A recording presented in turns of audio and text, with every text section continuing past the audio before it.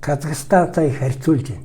Тийм. Казахстан бол тэр газар дор уусхан байж болох аргыг хэрэгэлдэг ч гэсэн тэр ордууд нь 400-аас 600 метрийн гүнд байгаа байхгүй. За. Гэтэл манай Улаанбаатарын тэр ураны хөдөр бол ерөөсөө 100 гаруйхан метрт одоо энэ Улаан уулын тэр дээр үлээд нэг 110 метрт л одоо байна гэж тооцсон шүү дээ. Тэгээд дээр нь манай дээр чинь хамгийн харгис аргаар одоо Оросд бол энэ газар дор уусхан байж болох аргыг Оросын технологи гэж эднэр ярьдаг байхгүй юу? За. Тэгээд Оросын технологи дээр бол Оросд болохоор бол подземный вишалчвны гэдэг юм. Тэгэхээр энэ зүйлс тэр газрын дор шүлжүүлэх гэсэн байхгүй.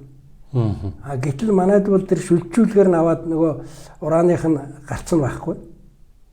Сул хүчлээр аваад нөгөө ашигтай юунд хүрээгүй. Тэгээ манайд бол бүр хүчтэй хүчлэр хүчилжүүлж байгаа ш. Тэгээ тэр гүний усаар навчгаа тэр гүний усын бол одоо pH нь бол 1.5 болгоно гэж одоо тэр анхны одоо нэг техник эдийн засгийн үндэслэл дээр нь бичсэн байгаа ш. Өөрснөө гаргаж ирсэн тооцоо ш. Тэр Кожерхо компани. Гэтэл саяын тэр